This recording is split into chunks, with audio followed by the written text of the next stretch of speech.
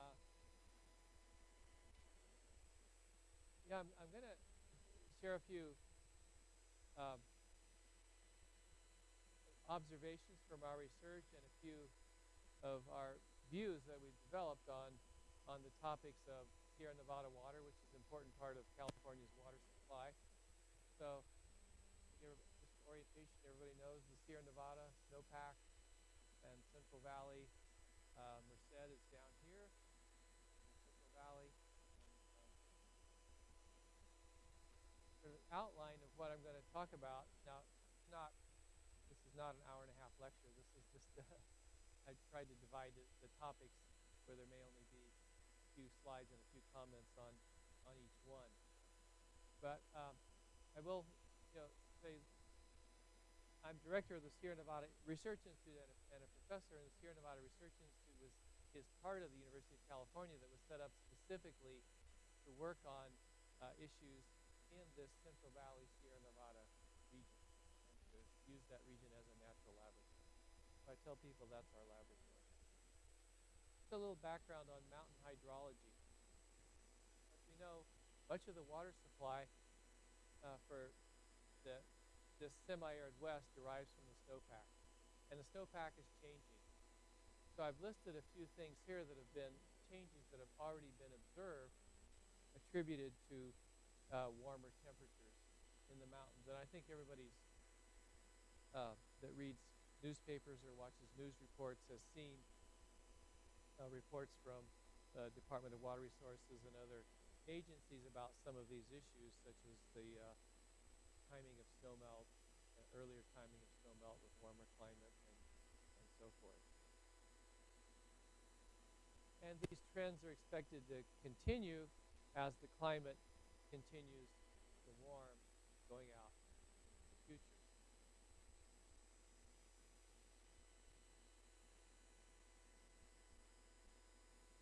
Stop me for clarification anytime you want. So, just some quick facts here. About 2/3 of the precipitation in the mountains goes back to the atmosphere as water used by vegetation. Now, this is an estimate. And, we all see these nice maps of how much precipitation there is across the Sierra Nevada. They're based on a few estimates that are not at the higher elevations. They tend to be at the lower and mid elevations, and we're sort of extrapolating and guessing what's at the higher elevations. And we don't know how much water the vegetation used either. But when we make models, we sort of get, somehow the errors sort of have offset each other in many cases. In many cases, maybe they haven't. And the Sierra Nevada provides a significant fraction of the consumptive water that's used in the state. Now I'll come back to the theme of forests. I've showed forests here in the mountains because that's important for where the water that becomes runoff originates, and also opportunities for water management. Okay, I'm going to talk about some components of the water balance. So the basic water balance we get to here. We know that precipitation, whether it's snow, and I have a map of Sierra Nevada snowpack for, it doesn't say what date, but that's just snow-covered area in the Sierra Nevada, or precipitation measurement. So precipitation is rain or snow plus evapotranspiration, which is what? The sum of evaporation and water use by vegetation, called transpiration, plus runoff.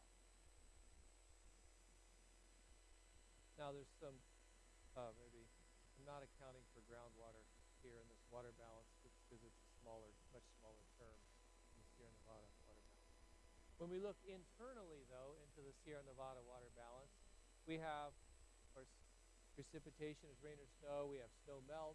We have some internal parts of this water balance that we want to also understand if we're going to predict how much runoff there is in a year, how much runoff there is in a day for hydropower operations, how things are going to change as the climate warms, as we face infrastructure investments.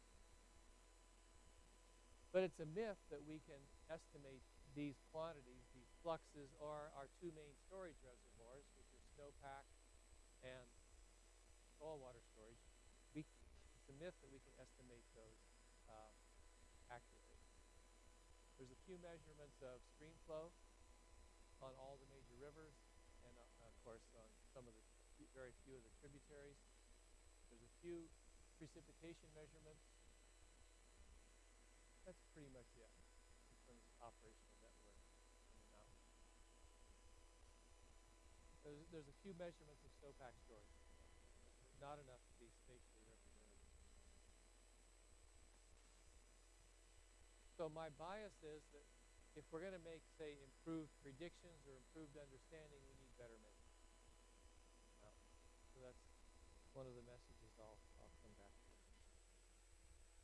Now let's put this background on mountain hydrology of what's going on in the mountains in the context of water security. When I talk about water security, I'm talking about the reliable availability of acceptable quantity and quality of water for various beneficial uses, as well as management of water-related risks such as flooding. But water security trying to encompass both. And I say that water security really depends on these three I's. Of course, there's a lot of discussion now about water infrastructure as our colleagues across the street in the legislature are considering changes to the water bond, and our colleagues in Southern California are considering financing of additional water infrastructure in the state. And we also have this institutional side of it that is can address our water challenges through stronger institutional arrangements, being able to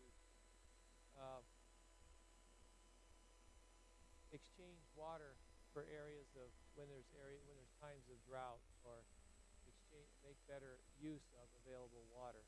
And I submit that the foundation for both of those is better information. As moving forward, we could benefit both of those from better information. Now, hard and soft options some people refer to there. And when we get to climate change, when we talk about adapting to climate change,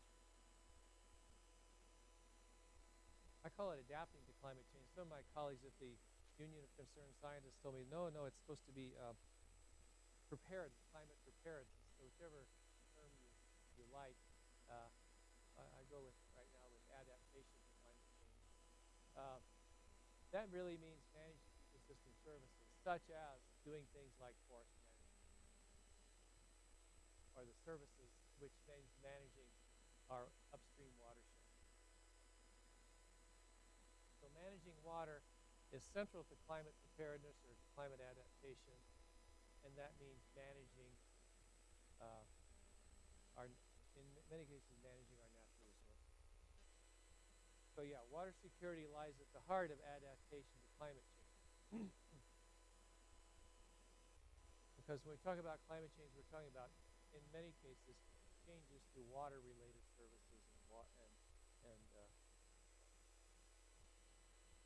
ecosystem services and societal services that depend on an adequate amount of water.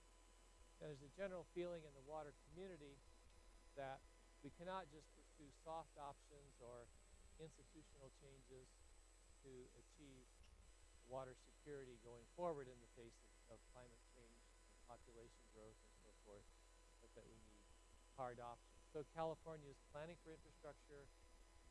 We're collaborating through Department of Water Resources manages the Integrated Regional Water Management Program, which gets agencies together to find regional solutions and regional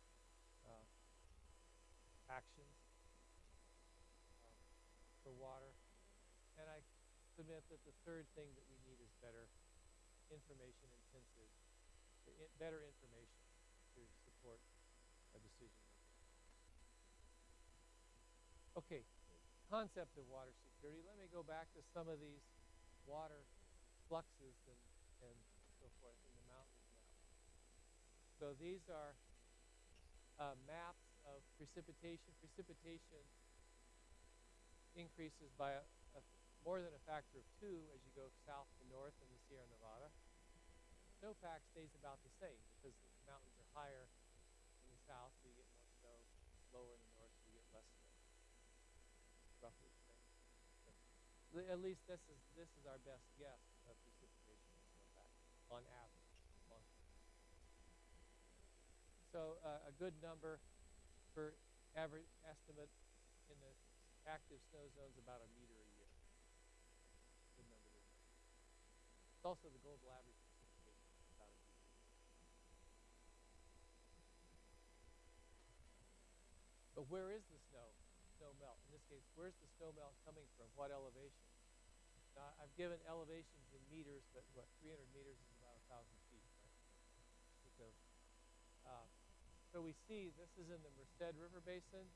People have probably been to the Merced River, drains Yosemite Valley, and then continues down into the Central Valley. It has its headwaters in the upper part of Yosemite.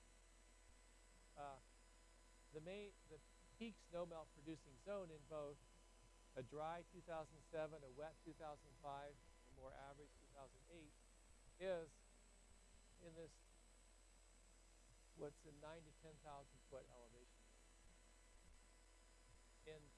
In the Merced River Basin, this is above the elevation at which most snowpack is measured. So these estimates are actually based on satellite data and calculations using satellite data and other energy balance. As opposed to the topography, there's less land area. These gray bars show the land area. So yeah, whereas we're getting maybe 30% of the snowmelt from this mid elevation, we have only 20% of the watershed is in that elevation. Now, as climate warms, of course, this whole graph in terms of snowmelt will move up, and will really be much more dependent on the higher elevations for our winter and spring snowpack storage, and then late season runoff. And this is similar for the other central and southern Sierra Nevada basins. Let me turn to trees then, and trees' effect on the snowpack or our precipitation of snow. We get the snow on the ground, fewer trees. Some of the snow gets caught in the trees and evaporates back to the atmosphere.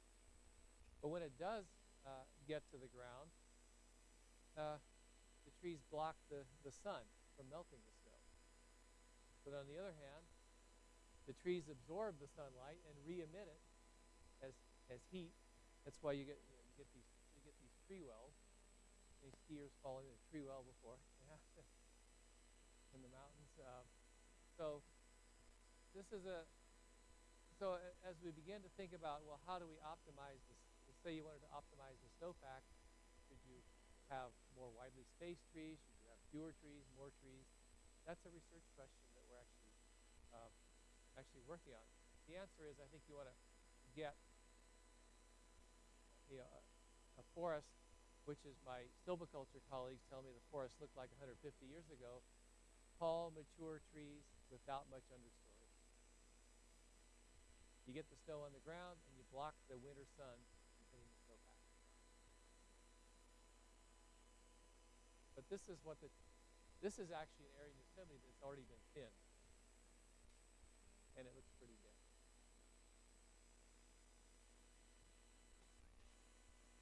So yeah, again, you get a lot of heat radiated out from the trees, melting the snowpack in the spring. Now, we've actually gone out and measured the effects of forest management, or we are actively measuring the effects of forest management. This is a Forest Service plot near Pinecrest. Anybody skied at Dodge Ridge and Pinecrest? Yeah. It's just over the ridge from Dodge Ridge. So these are plots where some of them say even, some say control, and some say variable. Where it's variable, they took out the trees in big patches and left clumps of trees. Where it's even, they sort of took out every other tree. where it's controlled, they did nothing. And when we did snow surveys, 1,200 measurements this past March, of course there's less snow in the control area. Much more snow, or significantly more snow, immeasurably more snow in the areas that have been thinned. And this is because stratifying these measurements a little different way, looking at these measurements a little different way now, it's because areas that are in the open, in small clearings, have much more snow. Areas that are at the drip edge of the canopy, an intermediate amount. Areas that are under the canopy, much less snow. So I think we've made these measurements replicated in several surveys at several locations in the Sierra Nevada, and we're really, I think at this point, have a good understanding of what controls the depth of snow and the amount of snow melt in the mountain, something that was still a critical question maybe 10 years ago.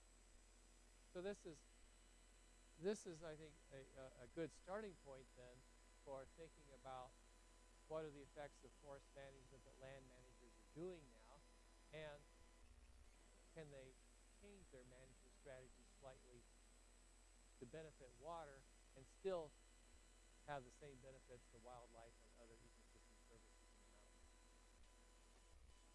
So this is just from that Stanislaus-Tuolumne area. This is a thinned unit with an unthinned in the background. This is a variable thinning, I guess. Yeah. In some cases, I couldn't tell the difference always. This is a more even thinning, but they have taken out about half the trees here. Only about a third of the biomass for half the trees from what it was before. And okay, this is a variable thinning where there's some larger patches. Still not that big patches in the forest.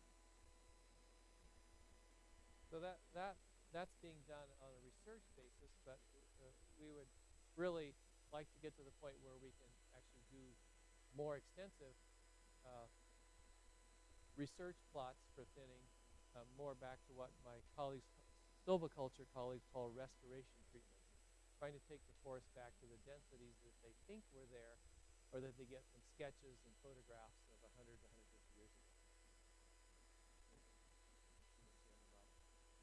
Let me say something about evapotranspiration in the runoff. So precipitation runoff. So we also have a research infrastructure. Colleagues at UC Merced and other campuses have built up a research infrastructure in the Sierra Nevada for measuring the effects of things like forest management and just getting a fundamental understanding of the water cycle in the mountains. When I moved to California from the University of Arizona in 2003, I'd been working in the Sierra Nevada for many years before, but had not really done that much field research. There were no soil moisture measurements and hardly any research measurements for snowpack and precipitation and so forth in the mountains. We've put out several hundred sensors now in the mountains to try to get at some of these questions. So these circles are various research watersheds, and this elevation transect, which goes from or the Fresno area up into the Shaver Lake and Fort Wright Reservoir area in the, across the Kings Basin, north part of the Kings Basin, gives us an elevation transect of measurement. And what we find, let's look at the elevation transect. We actually know how much water the trees are using, how much evapotranspiration there is from measurements from towers. We put in towers that stick above the canopy, so they measure the flux of water released by the trees to the atmosphere and how much carbon is then being taken up by the forest over multiple years. Now, down in the oak savanna, where it's water limited, there's still half a meter of evapotranspiration, but they tend to shut down in the summer because there's not enough for it. You get up to 1,000 meters, 3,000 or so feet, up through about 7,000 or 8,000 feet, And I call this the happy zone for trees because they're growing year-round. They're using water year-round.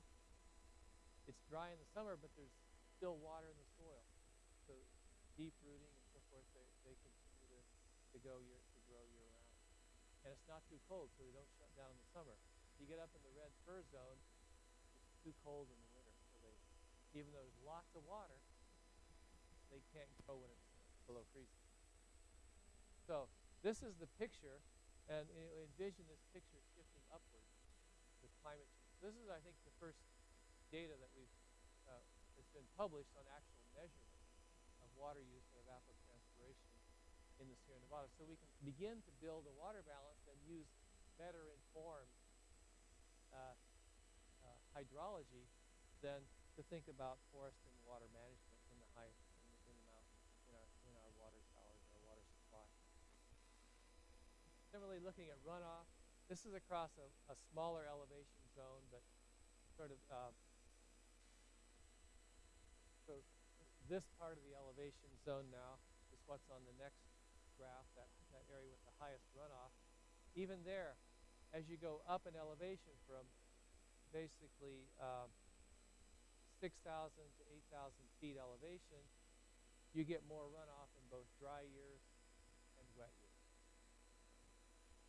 As you go from the more rain-dominated to more snow-dominated elevation. This is the rain-snow transition elevation in the mountains, at least where it is now. And that's where we're doing a lot of work. But notice these numbers. 20% of the precipitation goes as runoff, up to 70% at the high elevation in the wet years. With climate warming, these graphs will shift to the right. They'll shift downward. That's the way you want to look at it. So we really depend on the snow zone for a lot of our runoff.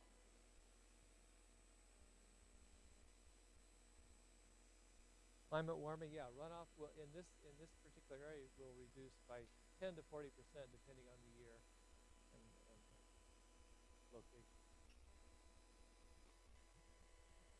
So we really started looking at not only as you go across this elevation gradient too, there's less vegetation as you go up with shorter growing seasons. What happens if we do thinning of the forest? Now this is not based on actual measurements of thinning, but it's taking what is happening right now in terms of this is evapotranspiration. This is the runoff and evapotranspiration. So this part of the bar is water use by vegetation and evaporation. The bottom part is runoff. Excuse me for pointing to just one. I'm pointing to the closest one. So this part we know now, current biomass. As we reduce biomass, the question is, what's the slope of this line? Does it go? How much runoff do we gain? How much evapotranspiration reduction is there as you deform? That's a question that's being asked by a lot of resource managers right now, and it's an active area of research.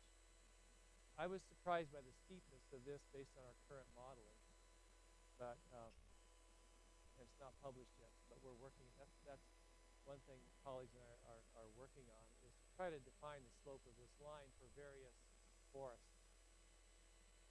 Because this is not a question you can just go read the literature. If you just go read the literature, do some modeling, your results are going to reflect the assumptions that went into it. So we're actually basing it on data and measurements in the field to validate it. Okay. Move on to, let's try to link this into water management. I want to come back to observation as the foundation for water security, because all these last few slides, I think, have shown you some of the power of the observations to understand evapotranspiration, to try to understand the impacts of forest management on the water cycle. Let's go to something like seasonal runoff forecasts. Every year, Department of Water Resources, National Weather Service, and individual water agencies try to forecast how much runoff is going to be in the American River or the Feather River and so forth. Uh, it's based largely on precipitation forecasts and data and a few measurements of snowpack at index sites. You've seen the monthly report from Department of Water Resources on what's the snowpack condition at these index sites. And then, based on some empirical regression methods based on what happened in the past, is this year like 1994? Is it like 1995? You know, so where do we fall within the historical record? Try to make an estimate of what's the volume forecast. We can actually do a lot better than that in terms of data inputs and I think forecast skill, because there's a fair bit of uncertainty. If you're near the average year, it's pretty straightforward to forecast the mean, but when you're in a high year or low year, it's much more challenging to get an accurate forecast. So in the water supply context, again, I don't think we can model our way out of this uncertainty. It's not just that we need a better computer model, we need better data. And so, and the good thing is the technology is available and it's matured over the past 5 to 10 years. So I'm going to come to that a little bit. So right now we're using a little bit of data, these statistical methods, get the result out. What we want to do is we basically have the potential, and in some areas have, sort of a fire hose of data coming in through improved modeling for much more detailed, spatially and temporally detailed and skilled forecasting. And this applies not just to water supply, but to hydropower and other aspects. What is this technology? First of all, satellite technology is matured. We have satellites run by NASA as well as private sector, but mainly NASA, and that provide daily estimates of snow cover, provide vegetation characteristics. We have potentially LiDAR data, aircraft data, that, although expensive, are part of our toolkit that we can use to validate ground measurements. Instead of relying on an April 1st manual survey or a few of these index snow sites, we can put out these low-cost sensors everywhere, or enough places to get spatially representative measurements. And instead of running wires around the forest, we use radio. So embedded sensor networks are, within the last 5 years, have become sufficiently matured to use in operational use. Low-cost sensors. When soil moisture sensors are only $150, we can afford to put out quite a few of them to get better information. So 5 to 10 years ago, when I started putting out sensor networks in the Sierra Nevada, I was running wires because the radio technology was not sufficiently mature. And I was limited to 45-meter wire lengths because that's about all you can do before you lose too much voltage. You don't get a good signal anymore. Now, we use these radios that are about this big. The antenna is the biggest thing, and the solar panels are the biggest parts of the operation. If you need a solar panel for the sensors, we don't need it for the radios and some of the sensors, but we do for others. So we can actually put these sensors out over, say, a 100-acre or 200-acre area and get a spatially representative measurement. All of a sudden, we know how much snow is out there in the mountains, spatially across the landscape, or how much soil moisture there is. We've taken this not just to the research scale, but we're now taking it to the scale of the American River Basin. This is Folsom, down here. Sacramento's, we're down here somewhere to the left of this map. And these points represent where there are some existing meteorological stations or snow pillows in the mountains. It's not really a representative network, though, because, as you know, the snow can be this deep here and this deep over here. So you need spatial measurements to answer the question of how much snow is out there or what's the water balance. So what we've done is to replicate these small-scale sensor networks all across the basin. I should say we're doing it now. Some of them have been installed, and our team is right now fabricating at UC Merced, and they're going out next week to keep installing more, so that we aim to have about 15 or so sites completely instrumented that will give us a basis for spatially representative measurements across the American River Basin. This started out with the Department of Water Resources project. They had plans for some major funding, and then the economy went down a little bit. That funding has been delayed, gone to the National Science Foundation, who's supporting the current deployment. This is node construction at one of the sites up above Highway 50 on a ridge called the Alpha site. Again, I think this technology is sufficiently mature for operations. You put everything together, you raise the pole up and bolt it so it sticks above the snowpack. There's a snow sensor, temperature and humidity. If at some places we have soil moisture in the ground, you can put basically any sensor you want to here. These are modular. You can swap them out. And these are some mature networks from our research site in Kings Basin as to what it looks like when there's snow on the ground. Not a lot of snow, but something like part of our research team. We have not only sensor nodes, but sometimes we just need radios to hop the signal from one sensor to another because of the topography and forest density. Of course, we do meteorological stations. We try to make our data available on CDEC where possible. These are snow sensors in Sequoia National Park. Snow sensors and radios. Soil moisture sensors, we put them down to about 1 meter to the ground. Traditional stream discharge measurements, also part of our research network. Now, before I close, let me just run through some satellite images. Because the other part of this is the satellite data. Using the MODIS satellite, 500-meter resolution, started in 2000, still available. There's a new satellite launch pending. So we expect this data to continue into the future. These really shaded from black to white. White's the most snow, black's the least snow. And if it's not shaded, there was no snow detected. So looking at a time series here for 2007, which is a dry year, focusing on the Merced Basin and using these snow-covered area measurements to estimate snow melt through the season.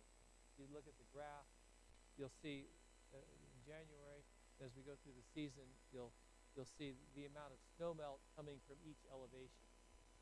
So each line shows the cumulative snow melt from each elevation.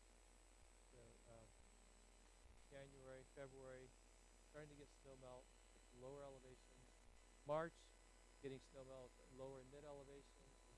Lower elevations are melted out. April, we have snow melt at most elevations. And May into June, finally the highest elevations are melting. And so we can estimate the amount of snow melt as we go through this time series based on the satellite data. And in this case, we don't have that many ground measurements, but this is a retrospective. For forecasts, we need the ground measurements to forecast forward. Okay, in closing, I just want to make a couple comments about water management opportunities. So forecasting using these new data opportunities, we think that can reduce key uncertainties in water forecasts by on the order of 50%. And even a small percent improvement in forecasts means real money to the California economy.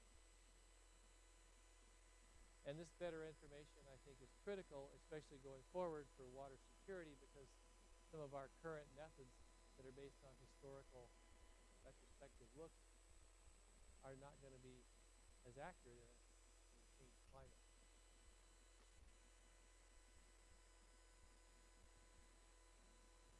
timing and amount of runoff are sensitive to small changes in temperature because of the steep elevation gradient, the rain-snow transition in the mountains.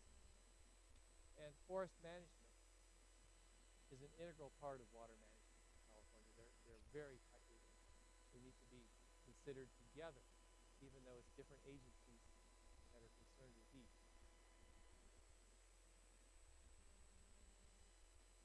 Downstream beneficiaries have a stake in upstream water management. That came, I'll just relate it. One closing comment. Last week I spent 2 days up in the Calaveras, where Murphy's is, and Bear Valley.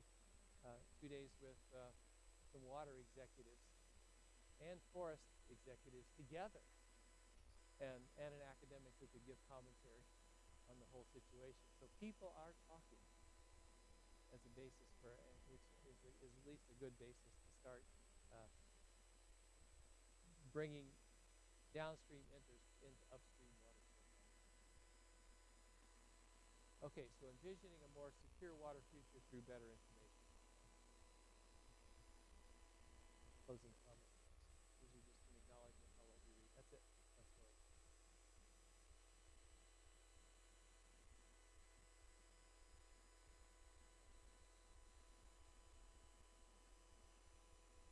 Yeah, questions?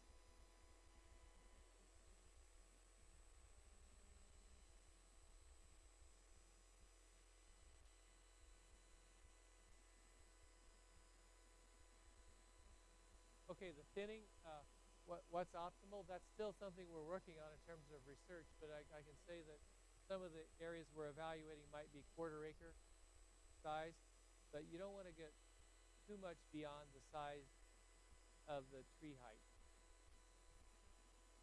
So if you have trees that are 150 feet tall, you can make a much larger clearing than if you have trees that are only 50 feet tall. Yeah. So we're still evaluating that because data just recently become available.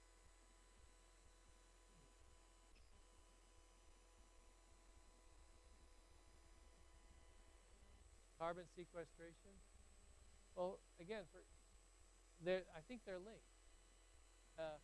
For carbon sequestration, you want to get the carbon not just in the trees, but into the soil.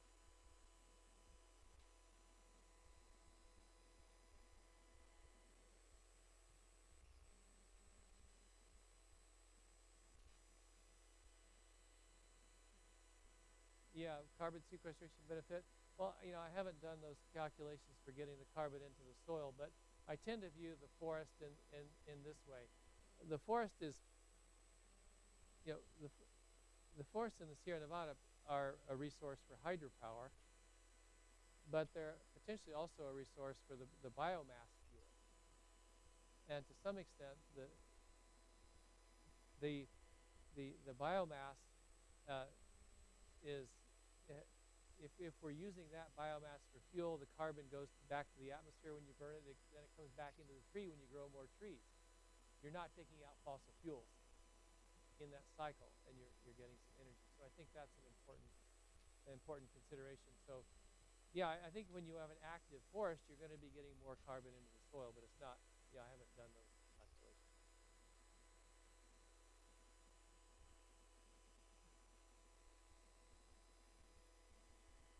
Forest industry.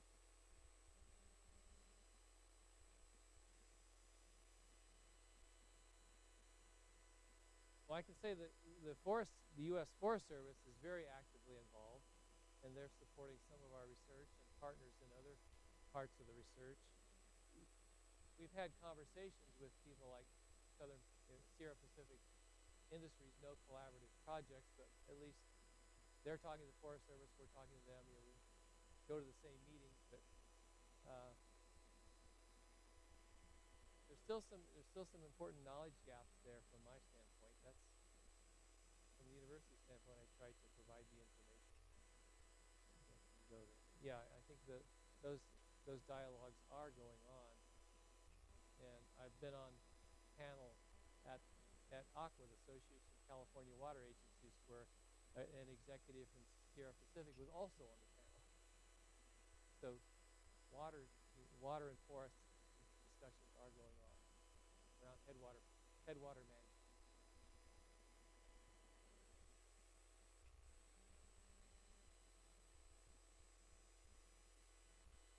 We have not, and we are looking at that, and we don't project any because I think at least we're evaluating some Forest Service thinned areas, and um, they're doing a much better job controlling their roads and skid trails, which is I think where the water quality impacts in terms of turbidity and so forth were coming from.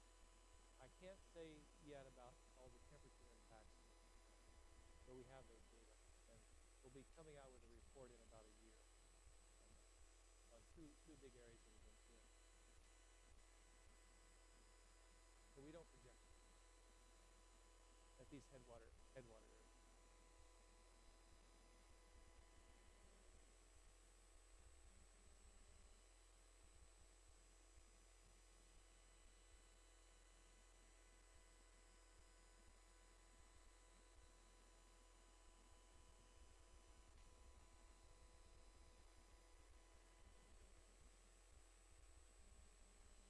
Well, in some areas, yes. In some areas, no. I have colleagues on the Marin Water Board, and they tell me that they have instituted a headwater management or upstream management fee as part of the water rate. Can you envision something like that happening for the Sierra Nevada? Because the U.S. Forest Service and private landowners both are going to need incentives to manage, I think. You can either use incentives or regulations, right? To have them manage their lands under their control for the benefit of downstream users. Yeah. So I don't know the specifics of how those dialogues will take place, but I am encouraged that the Association of California Water Agencies has come out with a statement on headwater management.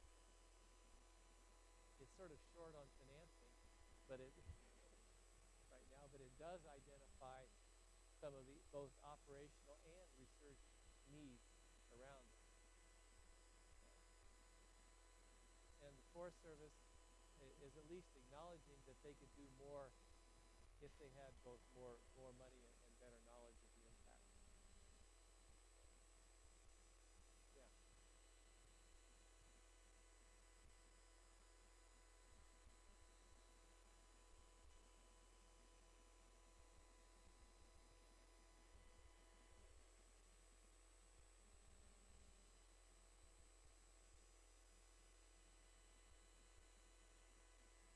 That's what my silviculture colleagues call a restoration treatment. Yeah, calling a restoration treatment. Yeah, something that has somewhere between half and one-third what you find in the dense forest right now.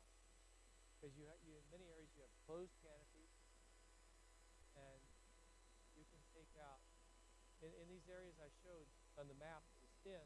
They took out half the trees, but only a third of the biomass. And I think that we're talking about trying to get some research that would maybe take it to about two-thirds of the biomass.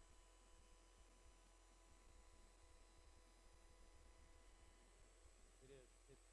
It's the firefighting and wilderness policy. You can't right now. The agencies, the Park Service and the Forest Service, feel that they're constrained to not do forest management in wilderness areas and except fight wildfires and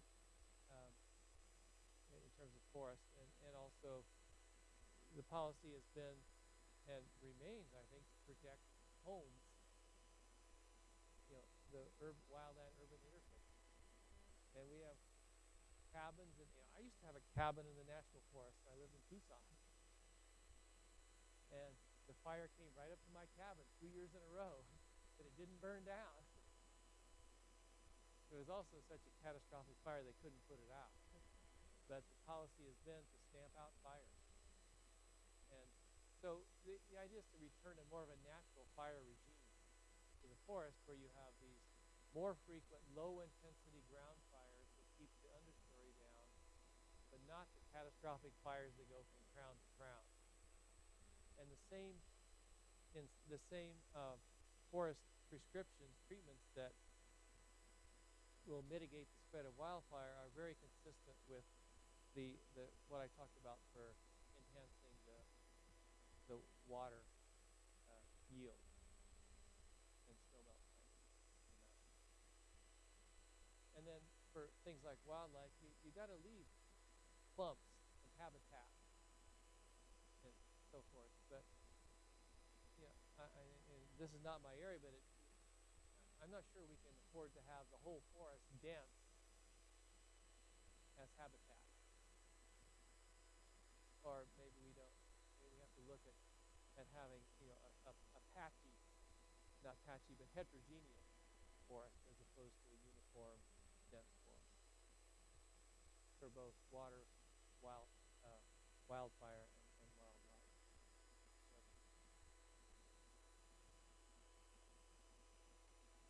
yeah.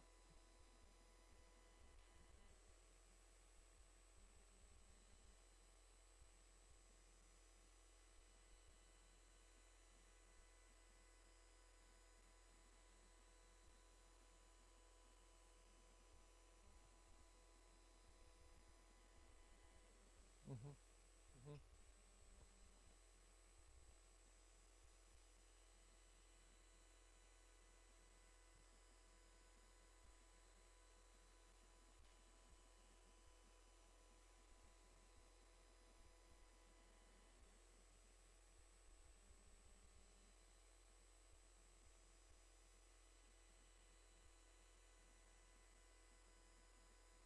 Our focus for the hydropower has been more on the high elevation because the high elevation dams are where you have a high head, which can be just as profitable as these big dams down in the foothills. But I think the basic principle is you want to keep the water level as high as you can until you need it. And so if you have a better forecast, then you can maybe reduce your uncertainty or your buffer in there. If you can keep the water level 2 meters higher behind a big dam, that's real money for hydropower. So I haven't gotten into the trade-offs, just trying to give the scenarios.